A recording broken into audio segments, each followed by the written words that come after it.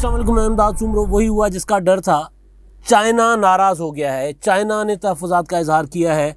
दासू के सानहे के बाद, वाक़े के बाद चीन ने यह फ़ैसला किया है कि वो तहकीकात के लिए अपने तफ्तीशकार भेजेगा। और आज जो JCC की मीटिंग होनी थी, जॉइंट कोऑर्डिनेशन कमेटी की, वो मीटिंग जो है वो कैंसिल कर दी गई है चीन के कहने पर। आज होनी थी, 10वीं मीटिंग थी जब से CPEC बना है, और ये मीटिंग होती रहती है मुख्तलिफ़ मंसूबों पर मुशावरत के लिए, उस पर उसकी पेशरफ्त के लिए और नए मंसूबे शामिल करने के हवाले से। तो ये जो मीटिंग थी आज, वो जो दासू में वाक़या हुआ था, उस वाक़े को जितना गैर संजीदा लिया और जिस तरह उस पर रवैया था हमारे हुक्मरानों का, हमारे वज़रा का, इमरान खान की सरकार का, उस रवैये के बाद फिर चीन ने वो मीटिंग कैंसिल करने का कहा। मीटिंग कैंसिल हो गई और अब इंटरनेशनल मीडिया ये ख़बर दे रहा है कि चीन ने कहा है कि जनाब हम तफ्तीश खुद करेंगे। आपको अगर अभी तक पता नहीं चल रहा कि वाक़या दहशतगर्दी था या हादसा था, तो फिर हम आकर ख़ुद पता करेंगे। अब वो सिंधी में कहते हैं कि उठ तदह पे रड़िया जन बोरा पे से ब्या। जब बोरियाँ सी जाती होती हैं तो ऊँट चीख रहे होते हैं, वो अपना कि भाई उनको पता होता है कि उनके ऊपर वज़न आएगा।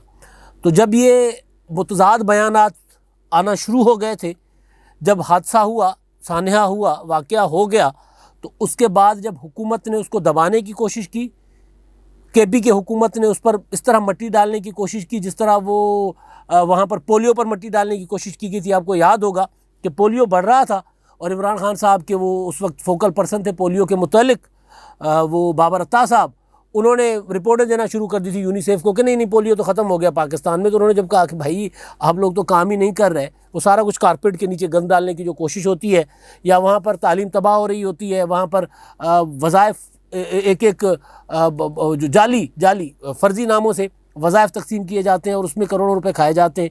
तो इस तरह के मामला आते हैं और दबाने की कोशिश की जाती है। BRT नहीं बनती तो फिर स्टे ऑर्डर की शक्ल में दबाने की कोशिश की जाती है, या BRT के मुकदमात, या बिलियन ट्री का मामला। तो जिस तरह बाकी मामलात को पर मट्टी डालने की कोशिश, वो चौधरी शुजात हुसैन साहब का जो मशहूर एक कॉल है कि मट्टी डालो और आगे बढ़ो, तो हुकूमत ने ख़ास तौर पर KP के और वफाकी हुकूमत ने कोशिश की कि वो जो वाक़या हुआ दासू में, जिसमें 9 चाइनीज़ वर्कर्स, इंजीनियर्स उसमें मारे गए, बस का हादसा हुआ, बस जाकर गिरी खाई में, दरिया में, और उसमें पाकिस्तानी FC के जवान शहीद हुए, 4 पाकिस्तानी उसमें शहीद हुए।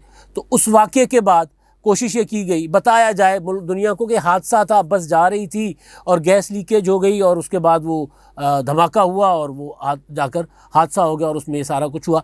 ये एक दिन पूरा ये कोशिश की जाती रही, लेकिन ज़ाहिर है मीडिया का ज़माना है, हर बंदा मीडिया है इस वक्त, हर बंदा, लोगों को पता है, लोगों के पास मोबाइल है, हर चीज़ है। तो लोगों ने, और ख़ास तौर पर मीडिया ने, चाहे पाकिस्तानी मीडिया चाहे इंटरनेशनल मीडिया, उन्होंने वहाँ पर जब लोकल लोगों से बात की तो पता चला कि नहीं। और ज़ाहिर है वो चाइनीज़ वो जो बस में थे तो वो अकेले तो नहीं थे, वहाँ पर तो पूरा डैम पर काम चल रहा है, तो बाकी भी वहाँ पर होंगे। तो उन्होंने अपने तौर पे भी वहाँ पर ज़ाहिर तफ्तीश की, तो मामला जो होना था, जो सामने आना था, वो तो आ गया। इन्होंने दबाने की कोशिश की पूरा एक दिन। तो यहाँ पर शक पड़ा चाइनीज़ को कि भाई ये कोई मामला गड़बड़ है। और हमारे वज़ीर ख़ारजा शाह महमूद कुरैशी साहब, जो सफारतकारी में दोस्त ममालिक को करीब लाने के बजाय दूर करने में माहिर हैं, उन्होंने वही काम किया। सऊदी अरब के साथ, आपको याद होगा, उन्होंने एक बयान दिया था।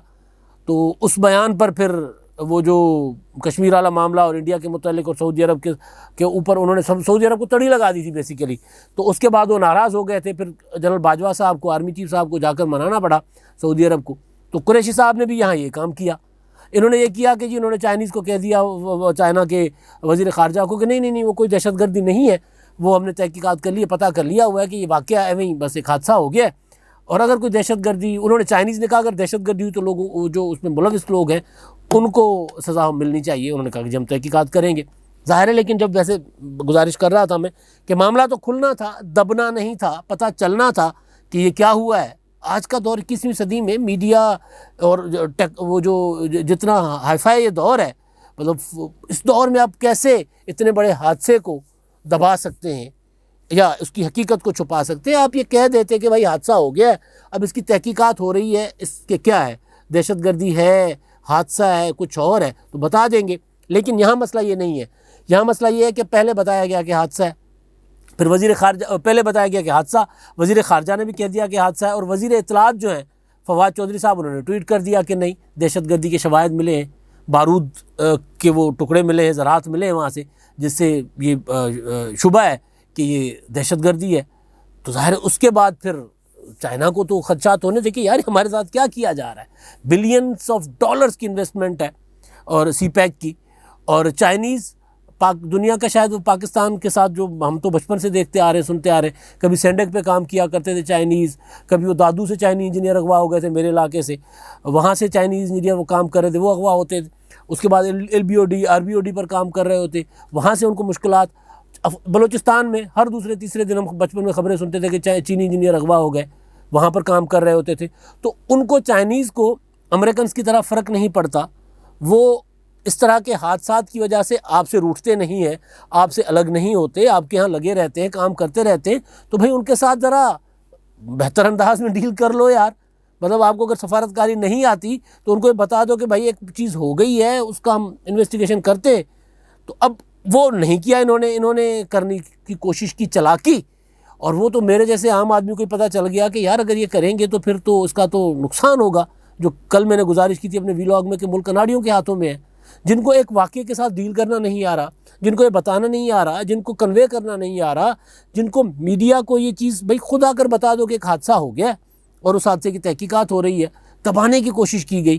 पहले तो खबर ही नहीं थी, कल डॉन ने वो खबर रिपोर्ट की है, उसके मीडिया पर तो सेंसरशिप होती है ना, मीडिया को कहा जाता है ना ना ना ना इस तरह ना करो। तो बहरहाल वो किया गया, इसके साथ खेलने की कोशिश की गई, और फिर ये हुआ कि अब चाइना ने, क्योंकि सफारतकारी में तो ज़ीरो है और माहिर हर तरह से माहिर है, यूरोप को, अमेरिका को, मगरिब को इतना ये जानते हैं, इतना जानते हैं कि अपने पड़ोसी चाइना जो हमारे यहाँ इतना रच बस गया हुआ है कि मतलब मैं बता रहा हूँ, गुजारिश कर रहा हूँ कि जी हम तो पैदा हुए हैं तो पता चला कि जनाब चाइनीज़ यहाँ पर काम कर रहे हैं। तो चाइनीज़ तो इतने अरसे से हमारे यहाँ काम करें तो उनको, और हम दावा करते हैं कि चाइना और पाकिस्तान की दोस्ती हिमालय से बुलंद और समंदरों से गहरी और शहद से मीठी है। तो ऐसे मीठे दोस्त के साथ तो चालाकी नहीं चलती ना, दोस्त तो फिर दोस्त होता है, चाहे वो सफारतकारी में हो। मफादात अपने अपने होते हैं, हमारा अपना मफाद है, उनका अपना मफाद है। सफारतकारी है नहीं और फिर चालाकियाँ हैं कि बस, और सफारतकारी का आलम ये है कि वज़ीर-ए-आज़म इमरान खान साहब उज़्बेकिस्तान में हैं। अब ये चाइना के मामले में वापस आता हूँ, लेकिन ये भी बड़ा इसी से रिलेटेड चीज़ है ना कि सफारतकारी होती है भाई, आप हादसात हो जाते हैं, दहशतगर्दी हो जाती है, दुनिया को पता है कि अफ़गानिस्तान से अमेरिका निकल गया है, हालात इस खित्ते में बेकाबू हो सकते हैं, और चाइना को भी इस चीज़ का पता है कि सीपैक निशाने पर है। चाइना को भी पता है कि इंडिया क्या खेल खेलेगा पाकिस्तान में। चाइना को भी पता है कि अमेरिका जो है वो सीपैक को उसको अच्छा नहीं लगता, तो चाइना को तो सारी चीज़ों का पता है। तो फिर वो ज़ाहिर है उसके साथ अगर हम बजाय इसके कि हक़ाइक़ सामने रखें कि क्या हुआ है, जैसे मैंने कल बताया था कि कुछ मेरी बात हुई थी तो कुछ जो सिक्योरिटी के लोगों का ख्याल था कि इंडिया की वारदात हो सकती है, चाइना वाली दासू वाली, जहाँ जिसमें 9 चाइनीज़ जो है वो हलाक हो गए। तो उनको पता, इस तरह बता देता है कुछ भी। लेकिन यहाँ पर कुछ और चल रहा है। यहाँ पर ये चल रहा है कि इमरान खान साहब सफारतकारी नहीं कर रहे होते, वो अपनी पसंद नापसंद और अपना नज़रिया लेकर चल रहे होते हैं जहाँ जाते हैं। नज़रिए से मुराद ये नहीं कि पाकिस्तान के मफाद का नज़रिया, ना ना ना ना ना, उसमें पाकिस्तान का मफाद कहीं नहीं होता। उसमें इमरान खान की ज़ात का नज़रिया होता है, जो रोज़ाना नया नया सबक सीख कर जाते हैं ना, घर से रोज़ाना वो एक सबक सीखते हैं।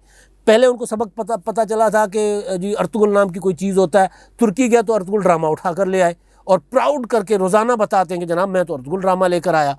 उज़्बेकिस्तान गए, ताशकंद गए, वहाँ उनके हुक्मरानों को, वहाँ के जो मिले हम मनसब को, तो वहाँ जाकर इमरान खान साहब ने कहा कि जी मैं अब सोच रहा हूँ कि पाकिस्तान जो है ना वो ज़हीरुद्दीन बाबर पर, उज़्बेकिस्तान से इनका ताल्लुक़ था, हमला करके इंडिया फ़तह किया, इंडिया पर हुक्मरानी की और यहाँ पर बादशाहत कायम की अपनी। तो मैं चाह रहा हूँ कि मैं उनकी ज़िंदगी पर फ़िल्म बनाऊँ और यानी उज़्बेकिस्तान को की हमदर्दियाँ हासिल करने के लिए, उनके साथ ताल्लुकात बेहतर करने के लिए मैं उन पर फ़िल्म बनाऊँ। कुछ और शख्सियात, कुछ मुक़द्दस शख्सियात का भी नाम लिया। अच्छा, अब ये फ़िल्मों से आगे सफारतकारी हमारी जा ही नहीं रही। और यहाँ जो दोस्त हमारे मुल्क में बैठा हुआ है, जो हमारे मतलब ठीक है चाइना का अपना मफाद है, सीपैक में हमसे ज़्यादा उसका मफाद है, लेकिन बुनियादी चीज़ ये है कि क्या आप इस तरह एक वाक़े को मुतनाज़ा बना के किसकी खिदमत कर रहे हैं आप, अपनी किसी और की। अब ख़बर ये है उसके साथ कि जी वो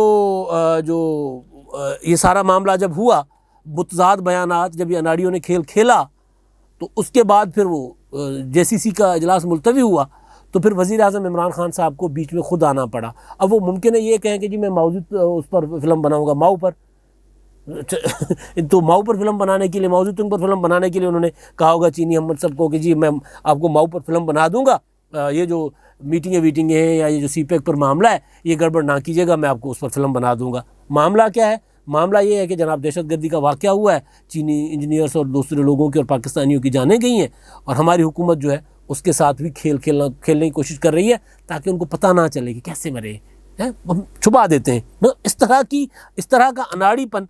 अब ये हुआ कि जनाब वज़ीर आज़म इमरान खान साहब ने, खबर इंडिपेंडेंट ने दी है कि जनाब उन्होंने फ़ोन किया है चीनी हम सब को और उनको कहा है कि जी ये मामला हम खुद तहकीकात करेंगे और इसमें जो मुलविस होंगे उनको बेनकाब भी करेंगे, और चीनी इंजीनियर्स वाला वाक़या जो है ये बस वाला, उस पर हम अपने तौर पर तहकीकात करके सारा कुछ आपको बता देंगे। तो यार पहले दिन ही यही बात कर लेते कि भाई ये हादसा हो गया, हादसे के बाद हम अब तहकीकात करते। इसको कंफ्यूज करने की, इसको कोरोना की तरह, टिड्डी दल की तरह, जैसे कल मैंने गुजारिश की थी, या इसको मुल्क के अंदरूनी जो सियासत है उसकी तरह डील करने की क्या ज़रूरत थी कि एक वज़ीर का एक बयान, दूसरे वज़ीर का दूसरा बयान, तीसरे वज़ीर का तीसरा बयान, और वज़ीर दाखिला का पता नहीं, वज़ीर दिफा का पता नहीं है, वो है ही नहीं सिरे से।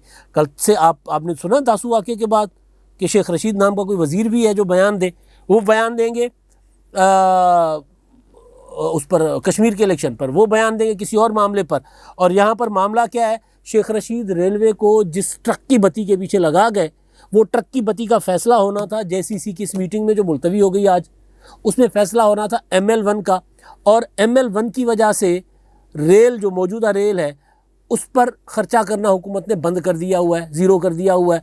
पटरी टूटी है, टूटी रहे, ट्रेन गिरी है, गिरी रहे, मुसाफिर जा रहे, हादसा हो गया, होता रहे। वहाँ पर ख़र्चे का पूछते हैं, वो लिख कर भेजते हैं, वो जो हादसा हुआ था घोटकी वाला, तो DS सखर ने कहा था जी मैंने तो लिख कर भेजा था, उन्होंने पैसे ही नहीं भेजे, जितने पैसे दरकार थे वो पूरा 150 किलोमीटर का टुकड़ा तो नहीं, 150 किलोमीटर तो पूरा वो है ना, वो पटड़ी वहाँ पर ख़राब थी, और उस पटड़ी को की मरम्मत के लिए इनको कहा था कि जनाब करवाएं, हेडक्वार्टर को लिखा था, उन्होंने नहीं पैसे भेजे जितने पैसे चाहिए थे। पता चला कि जी उन्होंने कहा यार ML1 तो बनना ही है ना, अभी इस पर ख़र्चा क्यों करे, तो वो ML1 तो यहाँ पे खटाई में पड़ गया। आप जेसीसी की मीटिंग में ML1 का मामला चलना था आगे। अगर इसी तरह हमारी हुकूमत का रहा वतीरा, तो पहले ही आते ही, आपको याद होगा जब ये आए थे तो इन्होंने सोचा था कि ये सीपैक शायद नवाज शरीफ साहब का मंसूबा है, इसका पाकिस्तान से कोई लेना देना ही नहीं है, तो इन्होंने आके ना ऊट पटांग बयानात देना शुरू कर दिए थे, जिस पर चाइना रूट कर बैठ गया था कि जी ये फिर कर लो आप।